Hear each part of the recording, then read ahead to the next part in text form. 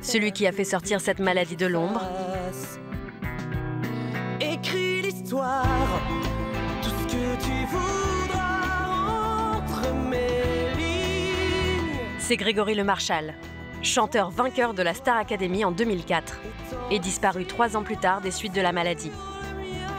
Ses parents Pierre et Laurence se sont depuis dévoués à cette cause, lutter contre la mucoviscidose. Il a tellement fait, Grégory, inconsciemment. Inconsciemment, il a touché beaucoup de gens, il a touché les gens aussi atteints de mucoviscidose, des familles. Et on en parle plus facilement maintenant. Mucoviscidose, avant, on ne savait pas ce que c'était, on ne savait même pas l'écrire. Et beaucoup font la relation avec Grégory. Et tant mieux, je dirais, parce que ça ne peut faire qu'avancer les choses. C'est le combat de notre vie. C'est pas parce que Grégory n'est plus là qu'on doit se foutre des autres, quoi. Au contraire. C'est comme si on reniait notre vie. Donc c'est impossible jusqu'à notre mort, ou jusqu'à temps que la maladie, voilà, on vivra sans... On n'aura plus besoin de nous, mais on sera là. On est là. Il y a 15 ans, après le décès de leur fils, Pierre et Laurence ont créé l'association Grégory Le Marchal pour sensibiliser le grand public et récolter des fonds afin de financer la recherche scientifique. Depuis 2007, ce sont près de 7 millions d'euros collectés.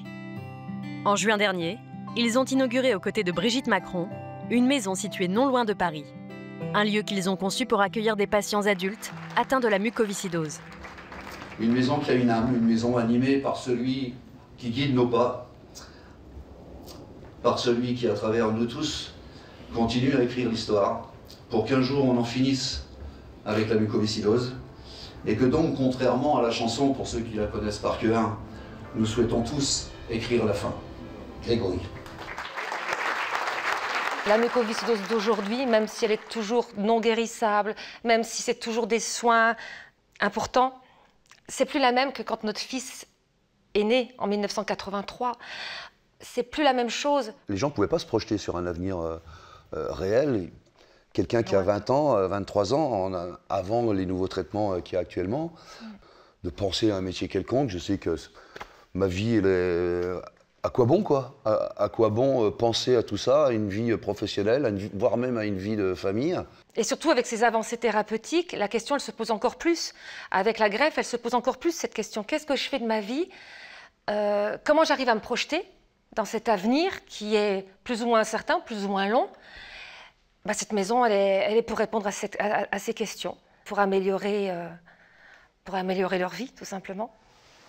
Une fois par mois, la maison reçoit des patients sous CAF-Trio, mais aussi des greffés pour un séjour d'1 semaine. L'objectif, les accompagner dans cette nouvelle vie à laquelle ils ne pensaient pas avoir droit. Comme Cyril, greffé depuis 2 ans. Avant la greffe, je pouvais de toute façon plus respirer, plus parler, plus marcher, plus manger, plus faire grand-chose.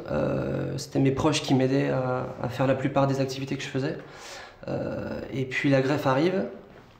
Et là, tout change du jour au lendemain. C'est-à-dire que je suis passé de 18% de capacité respiratoire, donc c'est rien du tout, à 98%.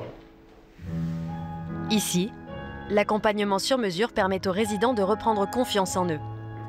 Cela passe par des séances de sport, mais aussi des ateliers de relaxation, d'art-thérapie ou encore de cuisine. Et tu vas essayer de venir maintenant mettre la main sous les mollets. Exact. Parfait. Je redécouvre un corps, une façon de faire, une façon d'être aussi. Et puis en plus, on a la maison là pour nous aider à ça. Donc c'est un lieu vraiment où c'est la vie qui prime. C'est pas médical. C'est un vrai lieu avec des gens qui interviennent dans notre quotidien pour nous permettre de se réapproprier un corps et puis un esprit aussi. On leur dit pas ce qu'il faut faire. On les guide, on les accompagne. On va chercher à l'intérieur d'eux-mêmes ce qu'ils ont envie de faire ou peut-être qu'ils n'ont même pas pensé. On va essayer de les aider à ça. Ce sont des acteurs de leur vie à ce moment-là. C'est juste, je pense, de savoir qu'on est soutenu, qu'il y a quelqu'un, voilà, une bouée ou à qui se raccrocher. C'est important de pouvoir compter les uns sur les autres. Dans la vie, c'est ça, c'est important. Et si on sait qu'on peut compter les uns sur les autres, on s'en sort toujours.